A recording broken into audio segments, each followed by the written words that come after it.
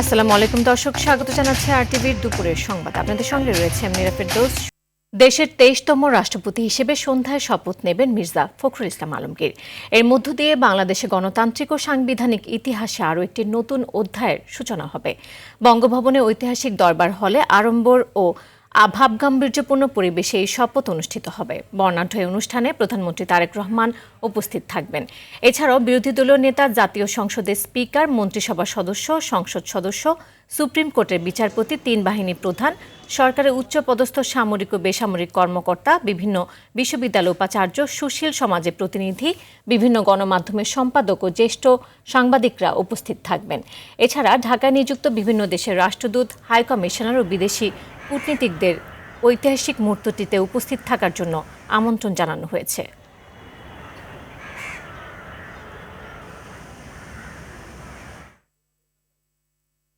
বঙ্গভবন থেকে সরাসরি যোগ দিচ্ছেন সহকর্মী দীপ্তচন্দ্র পাল।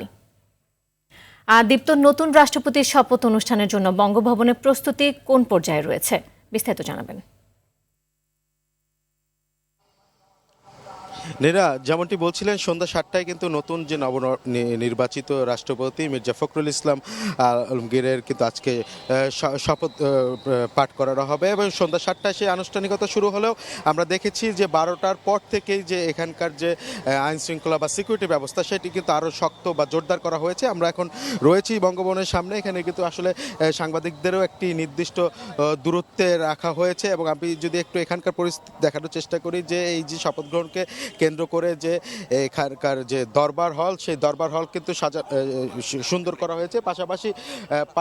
পাশাপাশি যে আপনি দেখছেন যে এই পাশের যে বঙ্গভবনের দালানগুলো রয়েছে সেই দালানগুলো কিন্তু আসলে রঙিন করা হয়েছে এবং আমরা দেখছি যে এখানকার যারা সিকিউরিটিতে দায়িত্বে ছিলেন তারা কিন্তু সব কিছু পরীক্ষা করে বের হচ্ছেন এবং এই মাত্র যে গাড়িটি বের হয়েছেন আমরা দেখতে পাচ্ছি যে প্রেসিডেন্ট আসলে বের হয়েছেন। তিনি আসলে যে শহীদ রাষ্ট্রপতি জিয়াউর রহমানের মাজার রয়েছে এবং বেগম খালেদা জিয়ার যেটি রয়েছেন জিয়া উদ্যানে, সেখানে কিন্তু আসলে যাবেন, সেখানে শ্রদ্ধা প্রদান করবেন, এমনটি কিন্তু তার শিডিউলে রয়েছে এবং কিন্তু তারপরে তিনি আবার রওনা দিয়েছেন, সেই উদ্দেশ্যে কিন্তু রওনা দিয়েছেন এবং কিন্তু তারপরে ওইখান থেকে জিয়া সেখানে আসলে শ্রদ্ধা জানানোর পরে তিনি কিন্তু আসলে ফিরবেন। এবং আমি যদি একটু বলে রাখি যে এই শপথ গ্রহণকে কেন্দ্র করে কিন্তু ১,০০০ ব্যক্তিবর্গ, রাষ্ট্রের যে গুরুত্বপূর্ণ ব্যক্তিবর্গ রয়েছে ১,০০০ গুরুত্বপূর্ণ ব্যক্তিবর্গকে কিন্তু আমন্ত্রণ জানানো হয়েছে এবং তাদেরকে সন্ধ্যা ৬:৩০টার ভিতরে আসলে সন্ধ্যা ৬:৩০টার ভিতরে কিন্তু আসন গ্রহণ করার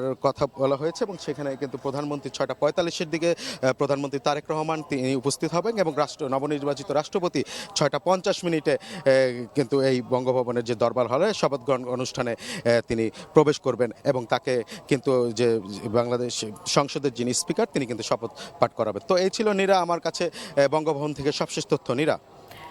দীপ্ত, আপনাকে ধন্যবাদ। দর্শক, রাষ্ট্রপতি হিসেবে নির্বাচিত হওয়ার পর শপথ নেয়ার আগে জুমার নামাজ শেষে বিএনপির প্রতিষ্ঠাতা শহীদ রাষ্ট্রপতি জিয়াউর রহমান ও সাবেক প্রধানমন্ত্রী বেগম খালেদা জিয়ার কবর জিয়ারত করবেন মির্জা ফখরুল ইসলাম আলমগীর। সেখানে আছেন সহকর্মী আব্দুর রহিম, সরাসরি চলে যাচ্ছে সেখানে। রহিম, নতুন রাষ্ট্রপতির শ্রদ্ধা জানানোর বিষয়ে বিস্তারিত কি তথ্য আছে আপনার কাছে, জানাবেন।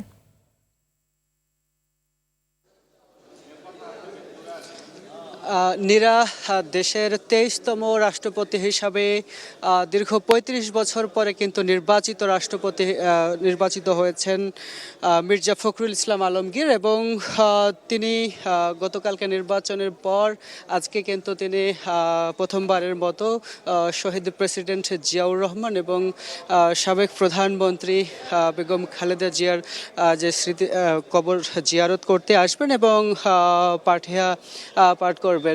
আর কি তথ্য জানিয়ে রাখতে চাই, নীরা, যতটুকু জানতে পেরেছি আমরা, তিনি কিন্তু জুমার নামাজ শেষ করে কিন্তু রওনা হয়েছেন এই মাজার কবর জিয়ারত এবং দোয়া পাঠের করার জন্য তিনি রওনা হয়েছেন এবং অল্প কিছুক্ষণের মধ্যে কিন্তু তিনি এসে পৌঁছাবেন বলে আমরা জানতে পেরেছি। ইতোমধ্যেই মাজার চত্বর কিন্তু নিরাপত্তার বেষ্টনীতে কিন্তু দেওয়া হয়েছে, বিশেষভাবে এসবি থেকে শুরু করে বিভিন্ন স্তরের যে নিরাপত্তা বাহিনী রয়েছে তারা কিন্তু সেখানে প্রস্তুত রয়েছে। এছাড়া আমরা দেখছি যে রাষ্ট্রপতিকে আসার কেন্দ্র করে কিন্তু এখানে সার্বিক প্রস্তুতি সম্পন্ন হয়েছে এবং তিনি আসলে কিন্তু এখানে দোয়া মাহফিল হবে এবং তিনি শুভেচ্ছা বিনিময় করবে, তিনি শুভেচ্ছা জানাবেন এবং শ্রদ্ধা জানানোর পরে সূরা ফাতিহা পাঠের মাধ্যমে কিন্তু শ্রদ্ধা নিবেদন করবেন। তো সব মিলিয়ে শহীদ প্রেসিডেন্ট জিয়াউর রহমানের মাজার থেকে এই ছিল আমার কাছে সবশেষ। নীরা।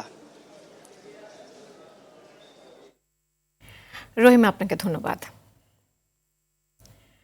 2 দশকের নানা সাফল্য আর বিতর্কের পর বিলুপ্ত করা হয়েছে র্যাব। এর পরিবর্তে পুলিশের অধীনে গঠন করা হয়েছে স্পেশাল রেসপন্স ব্যাটালিয়ন এসআরবি। নতুন আইনে অপারেশনাল ক্ষমতার পাশাপাশি রাখা হয়েছে জবাবদিহিতা ও অভিযোগ প্রতিকারের বিধান। তবে বাহিনীর বিরুদ্ধে অভিযোগ তদন্তে যদি কর্মরত সদস্যরাই দায়িত্ব পায় তাহলে কতটা নিরপেক্ষ হবে এ নিয়ে উঠছে বিশেষজ্ঞদের প্রশ্ন। বিস্তারিত ওয়ালিদ সিদ্দিকীর প্রতিবেদনে। দেশের অবনতিশীল আইন শৃঙ্খলা পরিস্থিতি নিয়ন্ত্রণে 2004 সালের মার্চে গঠিত হয় rapid action battalion RAB. Police ও সামরিক বাহিনীর সদস্যদের সমন্বয়ে গঠন করা হয় এই এলিট ফোর্স। 2 দশকে সন্ত্রাস ও জঙ্গিবাদ দমনে র্যাবের রয়েছে নানা সাফল্য। তবে সফলতার পাশাপাশি বাহিনীটির বিরুদ্ধে উঠেছে গুম ও মানবাধিকার লঙ্ঘন সহ নানা গুরুতর অভিযোগ। 24-এর অভ্যুত্থানে বাহিনীটির ভূমিকাও ছিল প্রশ্নবিদ্ধ। হেলিকপ্টার থেকে গুলি করার ঘটনা আন্তর্জাতিক অপরাধ ট্রাইব্যুনালের বিচারিক কার্যক্রমেও উঠে এসেছে। এছাড়া গুম কমিশনের প্রতিবেদনে র্যাব বিলুপ্তির সুপারিশ করা হয়। সকল ক্রাইমস এগেনস্ট হিউম্যানিটি বা মানবতা বিরোধী অপরাধের সাথে তারা সাংঘাতিকভাবে জড়িয়ে পড়েছিল। অবশেষে র্যাব বিলুপ্ত করে গঠন করা হয়েছে স্পেশাল রেসপন্স ব্যাটালিয়ন বা এসআরবি। সোমবার মন্ত্রিসভায় অনুমোদন হয়েছে এসআরবি আইন 2026।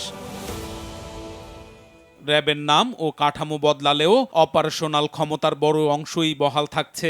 বরং তদন্তের ক্ষেত্রে নতুন আইনে ক্ষমতা আরও স্পষ্ট করা হয়েছে। এছাড়া জবাবদিহিতা নিশ্চিত করতে রাখা হয়েছে বহুপক্ষীয় অভিযোগ প্রতিকার কমিটি। কমপ্লেন্ট রিড্রেস কমিটি নামে একটি ক্লজ রাখা হয়েছে। যখনই কোনো অভিযোগ আসবে এই অভিযোগটাকে তারা আমলে নেবে, যাচাই বাছাই করবে। একটা প্রাথমিক তদন্তের পরে তাদেরকে যদি শাস্তির জন্য আরও অধিকতর তদন্ত করার দরকার, দ্রুত সময়ের মধ্যে এই জিনিসটাকে নিশ্চিত করা যাবে। তবে কর্মরত এসআরবি সদস্যদের নিয়ে গঠিত অভিযোগ প্রতিকার কমিটির কার্যকারিতা নিয়ে প্রশ্ন উঠতে পারে বলে মনে করেন র্যাবের সাবেক এই শীর্ষ কর্মকর্তা। র্যাবের বিরুদ্ধে অভিযোগ, র্যাবেরই চাকরিরত একজন সদস্যকে প্রধান করে যে কমিটি, সেই কমিটি এটা অনুসন্ধান করবে। তো এই ব্যাপারটা যদি এটা না হয়, কোনো অবসরপ্রাপ্ত কোনো জাস্টিস কিংবা অবসরপ্রাপ্ত অন্য কোনো আইন বিশেষজ্ঞ যদি কেউ হতেন তাহলে হয়তো এই ব্যাপারটা একটু আরো ভালো হতো। রাজনৈতিক প্রভাব মুক্ত থেকে পেশাদারিত্বের সাথে কাজ করতে পারলে ফিরবে আস্থা, এমনটাই মনে করেন বিশেষজ্ঞরা। বাংলাদেশে তো আসলে যারা সরকারে থাকেন তাদের সদিচ্ছায় অনেক কিছু যেরকম ভালো কাজ হয়, আইন শৃঙ্খলা বাহিনীকে বা আইন শৃঙ্খলা বাহিনীর কোনো ইউনিটকে যেভাবে তারা নির্দেশ দেন সেইভাবেই কাজগুলো করে। নতুন আইনে নতুন কাঠামো ও ক্ষমতা নিয়ে গঠিত হচ্ছে এসআরবি। এই ক্ষমতার সঙ্গে জবাবদিহিতার ভারসাম্য কতটা নিশ্চিত হবে সেটাই এখন বড় প্রশ্ন। ওয়ালিদ সিদ্দিকী, RTV, ঢাকা। সাপ্তাহিক ছুটির দিনেও অধিকাংশ নিত্যপণ্যের দামে ঊর্ধ্বগতি থাকায় হিমশিম খাচ্ছে সাধারণ মানুষ। ব্রয়লার মুরগি বিক্রি হচ্ছে 190 টাকায়, 200 টাকার নিচে মিলছে না কোনো মাছ। ডিম বিক্রি হচ্ছে বাড়তি দামে, তবে কিছুটা স্বস্তি আছে সবজির বাজারে। মিশুক হাওলাদারের প্রতিবেদনে বিস্তারিত। নিত্যপণ্যের ঊর্ধ্বমুখীর বাজারে নাবিশ্বাস ক্রেতাদের। মাছ থেকে মুরগি আর গরিবের আমিষের চাহিদা মেটানো ডিম, সবকিছুতেই ঊর্ধ্বগতিতে বিপাকে ক্রেতারা। লোডশেডিংয়ের কারণে অনেক খামারের মুরগি মারা যাওয়ায় দাম বেড়েছে লেয়ার মুরগির। 180 টাকায় ব্রয়লার, আর লেয়ারের দর 360 টাকা। এই মুরগি মারা যাওয়ার কারণে খামার থেকে মুরগির দামটা অনেক বাড়তি, আর আমরা একটু বাড়তি দামে বেচতে হয়, আমাদের লসটা পোষাইতে হইব। মাছ বাজারেও কয়েক প্রকার মাছের দাম কমলেও 200 টাকার নিচে নেই কোনো মাছ। সরকার তো সবকিছুর দাম বাড়ায় দেয়, ইলেকট্রিক বিল বাড়ায় দিচ্ছে। ইলেকট্রিক বিল ছাড়া কি আপনারা থাকেন? সব জিনিসের দাম বেশি, আমাকে মাছের দামও বেশি। গরিবের ইনকামই হলো যে পয়সা, ওই পয়সার কারণে যদি জিনিসপাতির দাম বাড়া, তো গরিবের তো আর খাইতে পারে না। তেলের দাম না বাড়লেও কিছুটা সরবরাহ কম, আর আগের বাড়তি দামেই বিক্রি হচ্ছে চাল। প্রায় 3 থেকে 4 মাস এই যে বাড়তে আছে, কমার কোনো খবর নাই। যে চাল ছিল 110 টাকা, এখন হয়েছে 220 টাকা, প্রতি কেজিতে 100 টাকা বাড়ছে। তো আমরা মিলওয়ালার জিজ্ঞেস করলে এরা ভাই ধানের দাম বেশি, চাউলের দাম বেশি, আমরা কি করব, আমাদের করার কিছু নেই। তবে কিছুটা স্বস্তি আছে কেবল সবজির বাজারে। বৃষ্টি কমায় সরবরাহ ভালো থাকায় কমেছে দাম। এখন তো আপনার বৃষ্টি নেই, খরার কারণে আমরা সবজি আবার হয়ে গেছে, এরকমই থাকবো দাম কম। এক সপ্তাহ আগে ধুন্দুর বেশি 50 টাকা, আজকে বেশি 25 টাকা 30 টাকা। গত সপ্তাহে এই সপ্তাহ অনেকটাই কম। নিত্যপণ্যের দাম স্বাভাবিক রাখতে বাজারের কঠোর নজরদারির দাবি ক্রেতাদের। মিশুক হাওলাদার, RTV, ঢাকা। সিএনজি স্টেশনে গ্যাসের সরবরাহ পরিস্থিতি সামান্য উন্নতি হলেও সংকট পুরোপুরি কাটেনি। রাজধানীর অনেক ফিলিং স্টেশনে এখনও কম চাপ, রয়েছে যানবাহনের দীর্ঘ সারি। গ্যাস সংকটের কারণে স্বাভাবিক আয় ব্যাহত হওয়ায় ক্ষোভ প্রকাশ করেন চালকরা। এদিকে সিএনজি স্টেশন কর্তৃপক্ষ বলছে শুক্রবার হওয়ায় গাড়ির চাপ কিছুটা কম, তবে চাহিদা মতো গ্যাস দিতে পারছেন না তারা। এদিকে মহেশখালীর 2টি ভাসমান এলএনজি টার্মিনালে মোট সক্ষমতার প্রায় 70% এলএনজি সরবরাহ করছে বলে জানিয়েছেন সংশ্লিষ্ট কর্তৃপক্ষ। এতে গ্যাস সরবরাহ কিছুটা বাড়লেও সংকট এখনই কাটছে না। 2 ঘন্টা 3 ঘন্টা বয়ে চলবে, আর আজকে 45 টাকা কয়টা ভাড়া মারো, কয়টা ভাড়া মালিক যদি মুখে আমি মুখী গ্যাস লইতে পারি না, ভাড়া মারতে পারি না, রাস্তার জাম গেদারি। সিরিয়াল দেখি যে গ্যাসের প্রেশার নাই, গ্যাস দিতে পারতেছে না। আমরা এনক 2 ঘন্টা 3 ঘন্টা 4 ঘন্টাও সিরিয়াল দেয়া 50 টাকা 60 টাকার গ্যাস ঢুকে, তখন বের হয়ে যায়, এক টিপ মারি আরেক টিপ নিতে পারি না, আবার গ্যাস শেষ, আবার সিরিয়াল দিয়ে আবার 3 ঘন্টা নিতে হয়। রাজধানীর ব্যস্ত সড়কে বদলে গেছে নারীদের যাত্রার গল্প। চালক ও কন্ডাক্টর হিসেবে নারীদের নিয়োগ, সঙ্গে সিসি ক্যামেরা, জিপিএস আর ই-টিকেটিং। নিরাপদ যাতায়াতের প্রতিশ্রুতি নিয়ে রাস্তায় নেমেছে পিঙ্ক বাস। কিন্তু প্রশ্ন হলো, যে শহরে বাসের জন্য দীর্ঘ অপেক্ষার গাদাগাদি নিত্যদিনের বাস্তবতা, সেখানে সীমিত সংখ্যকে বাস কি সত্যিই নারীদের যাতায়াতে আনবে বড় পরিবর্তন? নিরাপত্তার এই নতুন উদ্যোগ কতটা স্বস্তি দিচ্ছে আর কোথায় রয়েছে সীমাবদ্ধতা? প্রতিবেদনে জানাচ্ছেন শাকিলা করিম। গণপরিবহনের ভিড়, ধাক্কাধাক্কি ও অনাকাঙ্ক্ষিত আচরণের অভিযোগ নারীদের দীর্ঘদিনের। এমন বাস্তবতায় আলাদা পিঙ্ক বাসে নারী যাত্রীদের পাশাপাশি চালক ও কন্ডাক্টরও নারী। লক্ষ্য নিরাপদ ও স্বস্তিদায়ক যাতায়াতের পরিবেশ তৈরি। নিরাপত্তায় রয়েছে সিসি ক্যামেরা ও জিপিএস ট্র্যাকিং। নির্ধারিত স্টপেজ ও ই-টিকিটে কমতে পারে যেখানে সেখানে ওঠানামা ও সময়ের অপচয়। কর্মজীবী নারীদের জন্য চালু হওয়া এই উদ্যোগ প্রশংসনীয় হলেও বাস্তবতা ভিন্ন, চ্যালেঞ্জও কম নয়। শুরুতে ঢাকায় ছাড়া হয়েছে 10টি বাস। চাহিদার তুলনায় বাসের সংখ্যা কম, তাই দীর্ঘ অপেক্ষার পর শেষ পর্যন্ত সাধারণ বাসে উঠতে হতে পারে নারীদের। অনেকের 9টায় অফিস, তাদের জন্য সমস্যা হয়ে গেছে। এখানে মেজরিটি হচ্ছে 10টায় যারা যায় তাদের জন্য ঠিক আছে, কিন্তু এখন নতুন তো আমরা রাইট টাইমে পৌঁছতে পারতেছি না। শুধু সকাল আর বিকালে বাস না রেখে যদি সারাদিন আমাদের জন্য বাস রাখা হয়, তাহলে এটা আমাদের জন্য অনেক উপকার হয়। গণপরিবহনে নারীদের নিরাপত্তার প্রশ্নটি নতুন নয়। ভিড়ের সুযোগ নিয়ে ইচ্ছাকৃতভাবে অনাকাঙ্ক্ষিত স্পর্শ, ধাক্কাধাক্কির আড়ালে শারীরিক হয়রানি কিংবা অস্বস্তিকর পরিস্থিতি থেকে মুক্তি পাওয়ায় স্বস্তি ছিল তাদের চোখে মুখে। ধাক্কা দেওয়ার চেষ্টা করছে, এর আগে একটা ঘটনা ঘটেছে যে ধাক্কা দিয়ে গাড়ি ফেলে দিয়েছে।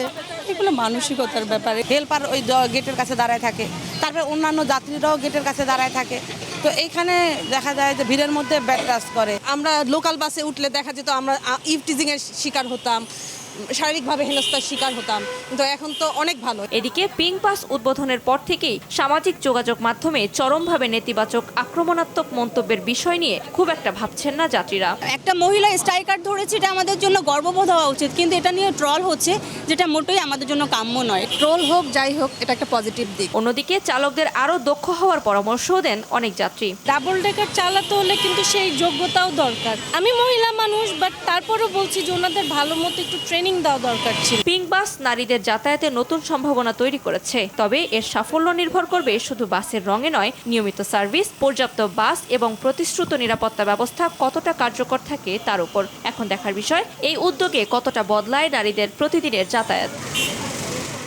শাকিলা করিম, RTV, ঢাকা। রাষ্ট্রপতি হিসেবে নির্বাচিত হওয়ার পর শপথ নেওয়ার আগে জুমার নামাজ শেষে বিএনপির প্রতিষ্ঠাতা শহীদ রাষ্ট্রপতি জিয়াউর রহমান ও সাবেক প্রধানমন্ত্রী বেগম খালেদা জিয়ার কবর জিয়ারত করলেন মির্জা ফখরুল ইসলাম আলমগীর। আমরা সরাসরি চলে যাচ্ছি সেখানে।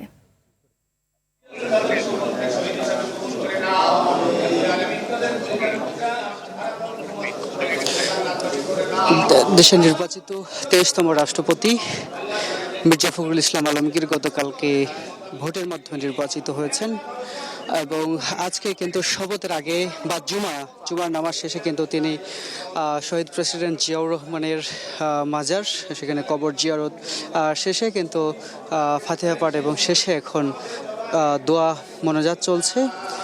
তিনি শুরুতেই শ্রদ্ধা নিবেদন করেছেন, ফুলের শুভেচ্ছা দিয়েছেন এবং শ্রদ্ধা নিবেদনের পরে কিন্তু এখন দোয়া মোনাজাত চলছে এবং মাত্রই দেখছেন দোয়া শেষ হলো এবং তিনি ইমামদের সঙ্গে কিন্তু কথা বলছেন, শুভেচ্ছা বিনিময় করছেন। এরপরেই তিনি কিন্তু বের হয়ে যাচ্ছেন শুভেচ্ছা শেষে, শ্রদ্ধা নিবেদন শেষে কিন্তু তিনি বের হয়ে যাচ্ছেন। আমরা দেখতে পাচ্ছি তিনি কিন্তু দীর্ঘদিন দলের ক্লান্তি লগ্নে কিন্তু দলের মহাসচিব ছিলেন এবং পর্যায়ে এসে কিন্তু তিনি দেশের রাষ্ট্রপতি নির্বাচিত হয়েছেন এবং যেমনটি বলা হচ্ছে যে দেশের ক্রান্তি লগ্নে যখন তিনি দলের দায়িত্ব সামলিয়েছেন এবং তিনি কিন্তু এই সময় এসে দেশ সামলাবেন এমনটি বলা হচ্ছে এবং তিনি কিন্তু দলের দুঃসময়ে কিন্তু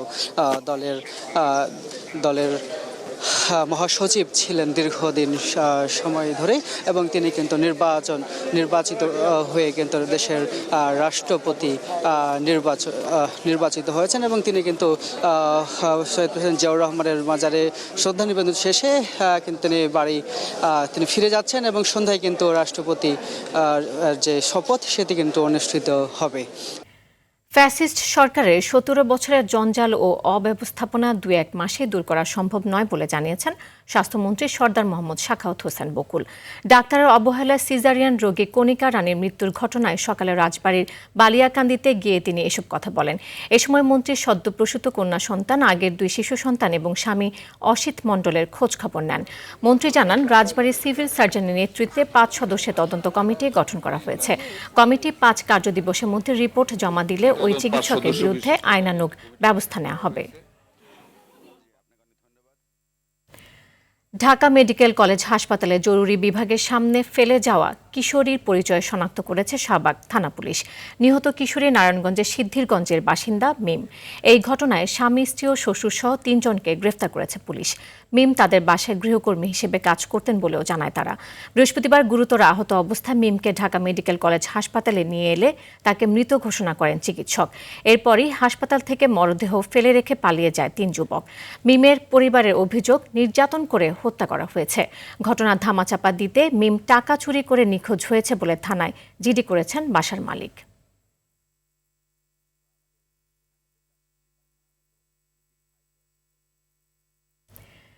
জেনেভা ক্যাম্পের আলোচিত শীর্ষ সন্ত্রাসী ও মাদক কারবারি চুয়া সেলিমকে গ্রেফতার করেছে র্যাব 2। সকালে র্যাব 2 এর সদর দফতরে সংবাদ সম্মেলনে এ তথ্য জানান র্যাব 2 এর অধিনায়ক নাইমুল হাসান। তিনি বলেন, গোয়েন্দা তথ্যের ভিত্তিতে জেনেভা ক্যাম্পের একটি গোপন স্থানে অভিযান চালিয়ে চুয়া সেলিমকে গ্রেফতার করা হয়।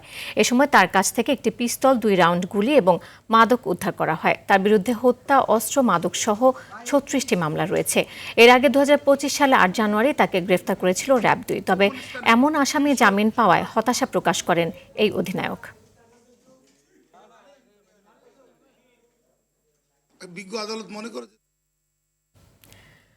50 বছরেরও বেশি সময়ের আস্থার ব্র্যান্ড এসিআই অ্যারোসল মশা প্রতিরোধে উন্নত ক্ষমতা নিয়ে নতুনভাবে বাজারে এসেছে।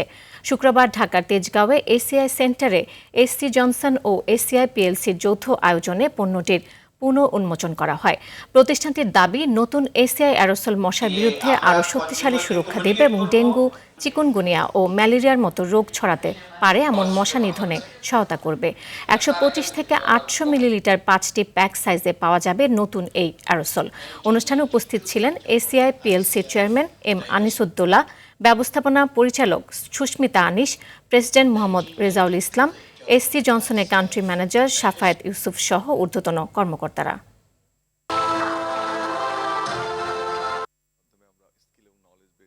নতুন প্রজন্মের কাছে বাংলা সংস্কৃতি, শুদ্ধ বাংলা বানান ও ব্যবহার ছড়িয়ে দিতে আবারও শুরু হয়েছে দেশের সবচেয়ে বড় মেধাভিত্তিক TV reality show Ispahani Mirzapur Banglabid season 7। সকালে রংপুরের police line school and college প্রাঙ্গণে অনুষ্ঠিত হলো রংপুর বিভাগের বাছাই পর্ব। ইস্পাহানি মির্জাপুর চায়ের আয়োজনে ৬ষ্ঠ থেকে ১০ম শ্রেণীর শিক্ষার্থীদের জন্য ছিল ৪০ নম্বরের সাহিত্য ও ব্যাকরণ ভিত্তিক বহু নির্বাচনী প্রশ্ন এবং ৩০ নম্বরের অনুধাবনমূলক প্রশ্ন। পরে বিচারকদের যাচাইয়ে প্রতিযোগীদের উচ্চারণ, বানান ও ব্যাকরণের সঠিক প্রয়োগের দক্ষতা বিবেচনা করে সেরা প্রতিযোগীদের চূড়ান্ত পর্বের জন্য নির্বাচিত করা হয়। দর্শক, দুপুরের সংবাদ এ পর্যন্ত। জেলা সংবাদ বিকেল 4:45টায় দেখার আমন্ত্রণ রইল। এতক্ষণ সাথে থাকার জন্য ধন্যবাদ সবাইকে।